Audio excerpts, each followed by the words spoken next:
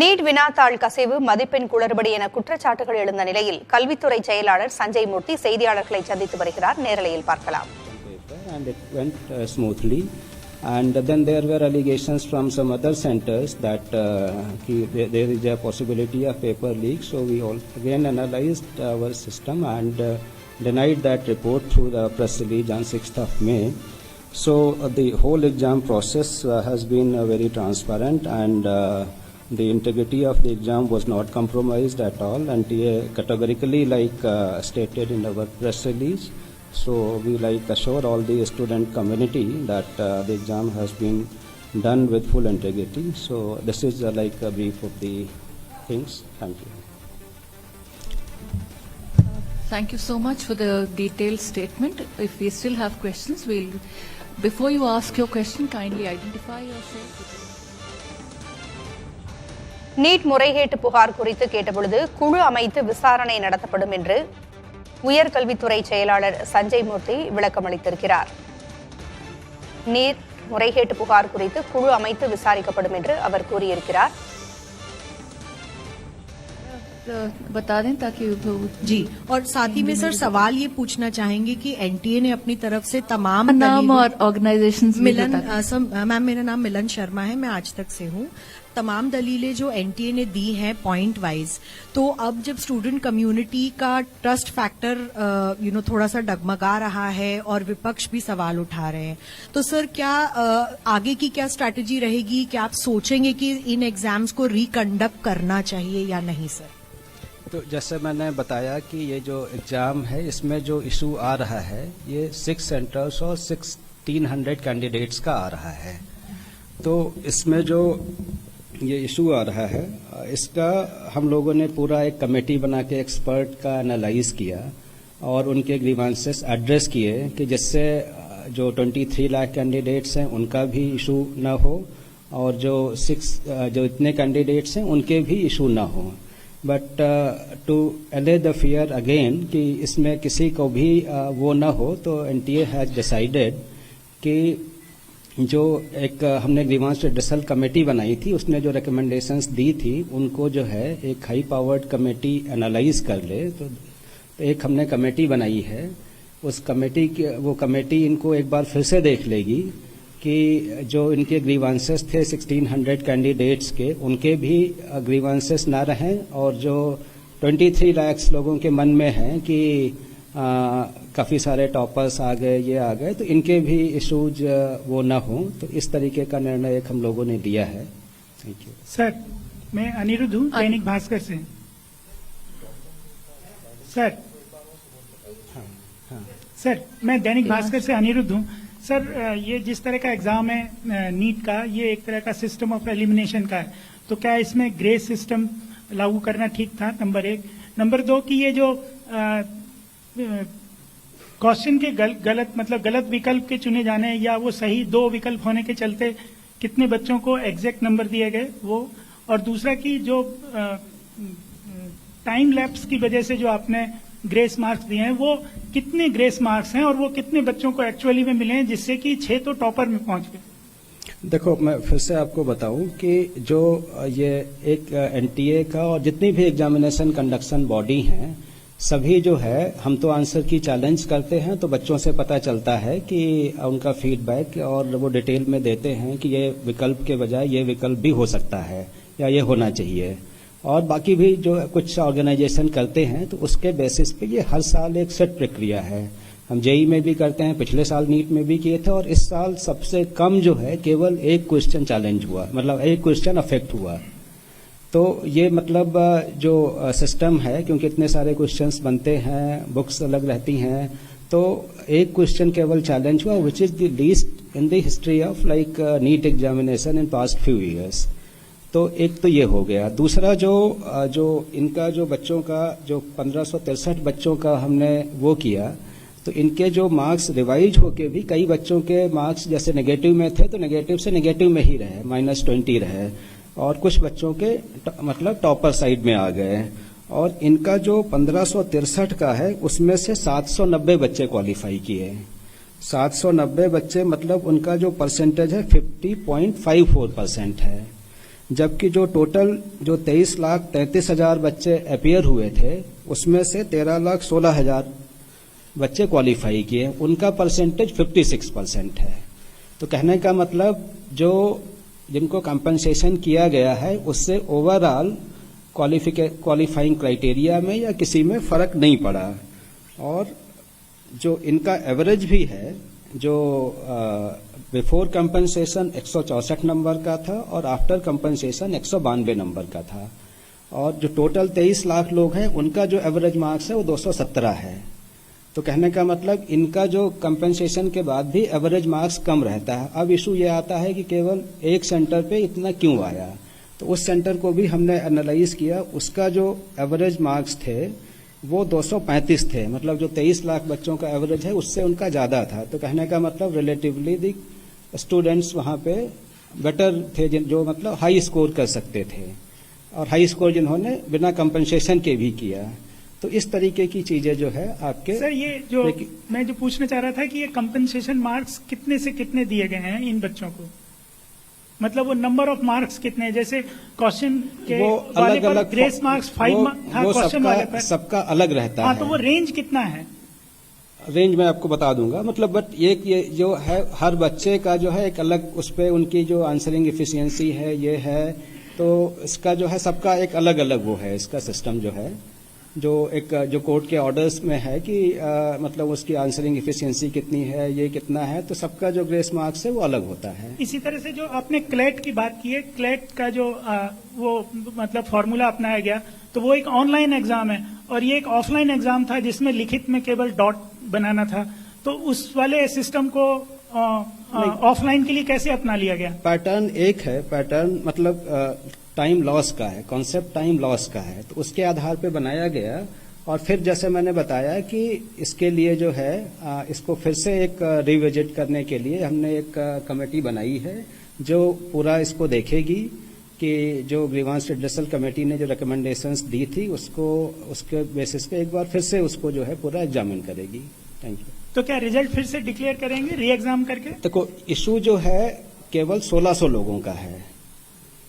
ये 23 लाख जो बच्चे अपीयर हुए थे, 24 लाख में से 23 लाख बच्चे जो कुछ अपीयर हुए थे, इसमें से केवल 1600 बच्चों का इशू है। 4750 सेंटर के बजाय ये 6 सेंटर का इशू है। तो हम इसको एग्जामिन कर रहे हैं और इसको हमारी कमेटी एग्जामिन करेगी और उसके ऊपर जो रिकमेंडेशंस आएंगी उसके ऊपर फिर हम निर्णय लेंगे। Just a minute, one by one, please. आप अपना सवाल लें, नाम बताएं। Sir, can you please elaborate on the mandate of this committee you have now formed? What all this committee will look into? So this committee will look into the issue of this compensatory marks, which has been recommended by the Grievance Redressal Committee. So this committee's mandate is limited to look into the issues of the candidates who have lost the time. तो रफली 1600 बच्चों का and 6 centres का जो issue है उसी तक ही limit है। बाकी एग्जाम में कहीं कोई वो नहीं है। And there is no the problem is not disproportionate, and what we have like seen it out of proportion. So this is limited to the 1600 candidates and 6 centers.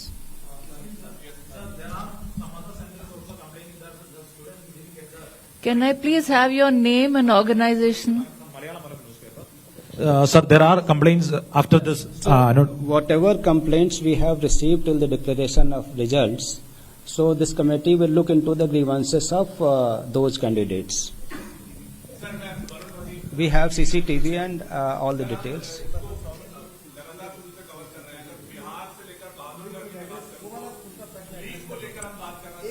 तो हाँ, तो एक सेकेंड, जस्ट अ मिनट। जो उनका issue था कि जो दूसरे कैंडिडेट्स के भी वो होंगे, उनके लिए हमारे पास सेंटर की report, CCTV footage, we will look all these things. ठीक है sir, is there any other option to send more complaints like or the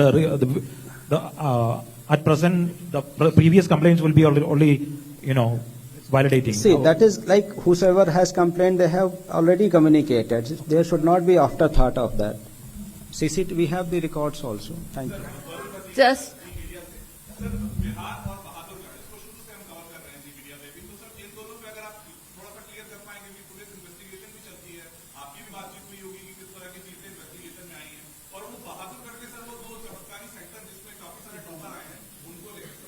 मैंने बताया बहादुरगढ़ सेंटर भी 6 सेंटर में से एक है, दो नहीं, एक ही सेंटर है बहादुरगढ़ का। हाँ, तो एक ही सेंटर है, वो जो एक कमेटी रिविजिट करेगी उसमें आ जाता है। और जो दूसरी हम लोगों ने भी काफी सारी एफआईआर कराई थी पूरे कंट्री में, कई सारे राज्यों की पुलिस ने भी एफआईआर की थी। तो जिन राज्यों की हैं हम उनको इन्वेस्टिगेशन में पूरा सहयोग कर रहे हैं, जो डेटा इन्फॉर्मेशन हमसे मांग रहे हैं, we will provide all these things.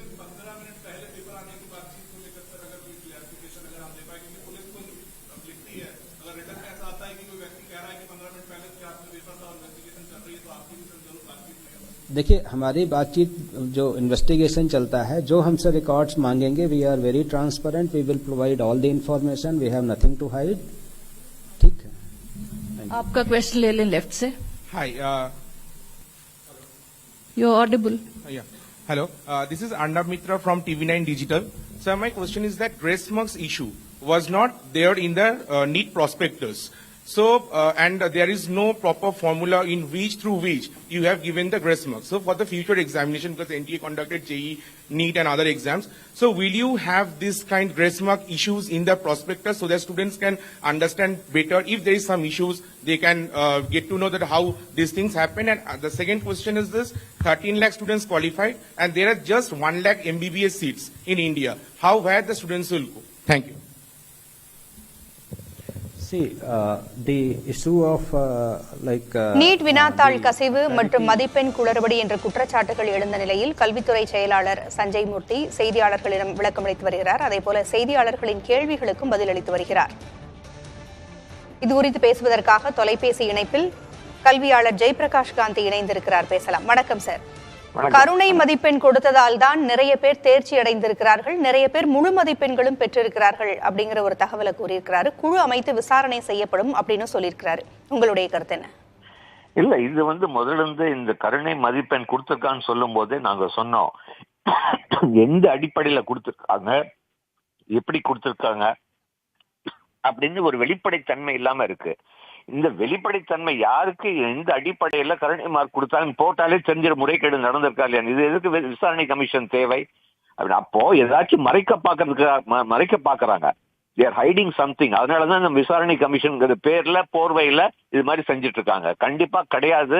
இது இப்ப அவங்க எல்லாமே அவங்க கையில ரெடியா இருக்கு. ஏன் இம்மிடியா ஒரு டிரான்ஸ்பரண்டா போட முடியாது? ரிசல்ட்டே 10 நாள் முன்னாடி போடும் போது இது முன்னாடி போட முடியாதா? இப்படி இப்ப கண்டிப்பா இம்மிடியா இவ்வளவு கோரிக்கை நடந்திருக்கு. எந்த அடிப்படையில போட்டிருக்காங்கன்னு மாணவர்களுக்கு சந்தேகம் எழுப்புகிறார்கள். ஏன் இம்மிடியா போட வேண்டியது தானே, ஏன் போடல? அது போடலன்னு சொல்லும் போதே முறைகேடு நடந்திருக்கிற மாதிரி தான் தோணுது. சோ கண்டிப்பா இது ஒரு மிக தீவிரமாக சுப்ரீம் கோர்ட் தலையிட்டு இதுக்கு ஒரு பெரிய விசாரணை கமிஷன் அமைத்து இது எந்த நேஷனல் டெஸ்டிங் ஏஜென்சி யாருமே இருக்கக்கூடாது. வெளியில இருந்து நல்ல கல்வியாளர்கள் நேர்மையான நீதிபதி அமர்ந்து இது விசாரணை செய்து இந்த நீட் எக்ஸாமே இந்த வருஷம் அபாலிஷ் பண்ணணும். கண்டிப்பா ஒன்னு ரீ எக்ஸாம் நடத்துங்க. அடுத்து நீட் தேவையா அப்படிங்கிறது ஒரு மிகப்பெரிய கேள்விக்குறியா இருக்கிறது. இது பாத்தீங்கன்னா ஈவன் மகாராஷ்டிரா மாநிலம் கூட இதுக்கு எதிர்ப்பு தெரிவிச்சிருக்காங்க. வர வர இந்த நீட்டுக்கு எதிர்ப்பு தான் அதிகரித்து வருகிறது ஒழிய ஆதரவுங்கிறது குறைஞ்சிட்டே தான் வருது, மாணவர்களிடையும் பெற்றோர்களிடையும். கருணை மதிப்பெண் கொடுத்ததால் அதிக மதிப்பெண் கிடைச்சிருக்குன்னு இவர் ஒரு கருத்தை சொல்லியிருக்கிறார். இப்ப இது இந்த முறை மட்டும்தான் நடந்ததா அல்லது இதற்கு முன்னர் நடந்த நீட் தேர்வுகளில் இந்த கருணை மதிப்பெண்கள் கொடுக்கப்பட்ட நிகழ்வுகளும் நடந்திருக்குதா? இல்ல, கொடுத்த மாதிரி எந்த ஒரு அடிப்படை காரணம் இது தெளிவாக இல்லை. கண்டிப்பாக இதுதான் முதல் தடவை. பட் இந்த மாதிரி கொடுத்தது ரெகுலேஷன்ல இருக்கு அப்படின்னு சொல்றாங்க. பட் இது வெளிப்படைத்தன்மையாக இல்லை அப்படிதான் சொல்றோம். இது எத்தனை மாணவர்களுக்கு நீங்க கேளுங்க, நீங்களே ஒரு நேர்முகமா கேளுங்க, எத்தனை மாணவர்களுக்கு இந்த மாதிரி கருணை மார்க் கொடுக்க முடியும் அப்படின்னு. எப்படி நினைச்சவங்களுக்கு கருணை மார்க் கொடுப்பாங்களா? இல்ல அப்பீல் பண்ணுங்க, கொடுத்தா எல்லாத்துக்குமே கொடுக்கணும், இல்லைன்னா கொடுக்க கூடாது. இதுதான் கரெக்ட். இந்த மாதிரி ஒரு நேஷனல் இம்பார்ட்டன்ஸ் எக்ஸாமினேஷன்ல இது முதல்ல இருந்தே நாங்க இந்த முறை அனௌன்ஸ் அந்த ரிசல்ட் அன்னைக்கு சொல்லும் போதே நாங்க சொன்னோம், இதுல ஒரு மிகப்பெரிய முறைகேடு நடந்திருக்கு. எந்த அடிப்படையில கொடுத்துருக்காங்கன்னு ஒரு வெளிப்படைத்தன்மை தேவை அப்படின்னு தான் நாங்களும் கோரிக்கை வைக்கிறோம்.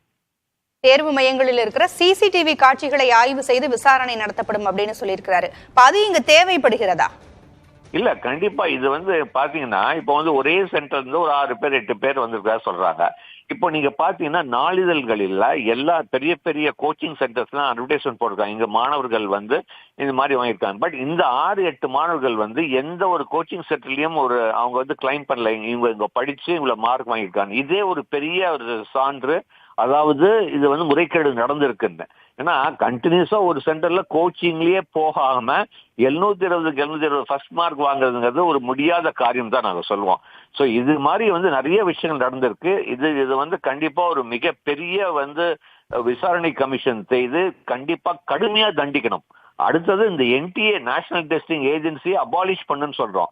நினைச்சு பாருங்க, நீட் ஆரம்பிச்சதுல இருந்து இது வரைக்கும் ஒரு தடவை கூட எந்த ஒரு முறைகேடு இல்லாம நடந்திருக்கா? ஒவ்வொருத்தரையும் கோர்ட்லயோ பாவம் மாணவர்கள் பெற்றோர்கள் எவ்வளவு சகிப்புத்தன்மை பண்ணிதானே இது எழுதிட்டு இருக்காங்க. இதே ஒரு சான்று. ஸோ கண்டிப்பா புதிய அரசு இது மறுபரிசீலனை செய்து நீட் ரத்து பண்ணணும் தான் எங்களுடைய கோரிக்கை. நன்றி சார். இணைப்பிற்கு கருத்துக்களை பகிர்ந்தமைக்கு நன்றி. நமது தொலைபேசி இணைப்பில் மருத்துவர் அமலோர் பவநாதன் இணைந்திருக்கிறார். பேசலாம். வணக்கம் சார். வணக்கம். உயர்கல்வித்துறை செயலாளர் சஞ்சய் மூர்த்தி பல்வேறு விளக்கங்களை அளித்திருக்கிறார். நீட் தேர்வு குறித்த பல்வேறு சந்தேகங்கள் எழுந்த நிலையில் அவர் விளக்கம் அளித்திருக்கிறார். இந்த விளக்கங்கள்லாம் உங்களுக்கு ஏற்புடையதா இருக்குதா? கருணை மதிப்பெண் கொடுத்தனாலதான் அதிக மதிப்பெண்கள் மாணவர்கள் பெற்றிருக்கிறாங்க, சிசிடிவி காட்சிகள் ஆய்வு செய்யப்படும், இப்படி பல்வேறு விஷயங்களை அவர் சொல்லியிருக்கிறார். இது உங்களுக்கு ஏற்புடையதாக இருக்குதா? நீட் புரட்சியை பொறுத்தவரையிலும் எல்லாமே சந்தேகத்துக்கு இடமா தான் இருக்கு. ஏன்னா அவங்க சொன்ன முன்னாடியே அந்த ரிசல்ட்ஸை வெளியிட்டது, ஒரே சென்டர்ல 6-7 பேரு ஃபுல் மார்க் வாங்கினது, கிரேஸ் மார்க்கை எப்படி டிசைட் பண்ணி போட்டாங்க, யாருக்கு எவ்வளவு போட்டாங்கன்றது தெரியாத ஒரு தன்மை இருக்கிறது. இதெல்லாமே இந்த முழு எக்ஸாம் சிஸ்டத்தையே கேள்விக்குள்ளாக்குது. இதுல அனைவரும் ஃபீல் பண்ண மாதிரி லட்சக்கணக்கான பெற்றோர்களும் லட்சக்கணக்கான மாணவர்களும் மிக ஆவலோடு காத்துட்டு இருக்குது அவங்களுடைய எதிர்காலத்தையே நிர்ணயிக்கக்கூடிய ஒரு எக்ஸாம். இந்த எக்ஸாம்ல இவ்வளவு குளறுபடிகள் நடக்கிறது ஏற்றுக்கொள்ள முடியாது. கண்டிப்பாக இதுக்கு ஒரு முழு விசாரணை தேவை. இந்த நீட்ன்ற எக்ஸாம் முறையே நம்ம கண்டிப்பா மறுபரிசீலனை செய்ய வேண்டிய தருணம் விட்டது என்று நினைக்கிறேன். பல அரசியல் கட்சிகளும் இதை பற்றி அவங்களுடைய கவலைகளை தெரிவிச்சிருக்கின்றன.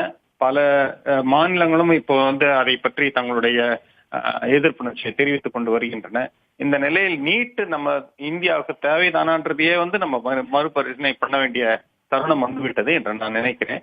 தமிழ்நாடு முதல்ல இருந்தே எடுத்த ஒரு ஃபர்ம் ஸ்டாண்ட் மிக மிக பாராட்டுக்குரியது. நீட்டை நம்ம மறுபடியும் மறுபரிசீலனை பண்ண வேண்டும். இந்த புகார்கள் குறித்து விசாரிக்க யூபிஎஸ்சி முன்னாள் தலைவர் தலைமையில ஒரு குழு அமைத்து 1 வாரத்தில் விசாரித்து அது குறித்த தகவல்கள் எல்லாம் வெளியிடப்படும் அப்படின்னு சொல்லியிருக்கிறாரு. இப்ப இந்த விசாரணை என்பது போதுமானதாக இருக்குமா, அல்லது சில கல்வியாளர்கள் சொல்வது போல மறு தேர்வு என்பது தேவைப்படுமா? அது எனக்கு தெரியல. ஆனா இந்த மாதிரி டேட் சொன்னதுக்கு முன்னாடியே அவங்க ரிசல்ட் அனௌன்ஸ் பண்றது, கீ ஏதோ ஒண்ணு சேஞ்ச் ஆயிருக்கு ஒரு ஆன்சருக்கு, அப்புறம் கிரேஸ் மார்க் போட்டது, இதெல்லாம் எப்படி ரிவர்ஸ் பண்ண முடியும்? மறு தேர்வு தான் தேவைப்படும் நினைக்கிறேன். நன்றி சார். இணைப்பிற்கு கருத்துக்களை பகிர்ந்தமைக்கு நன்றி.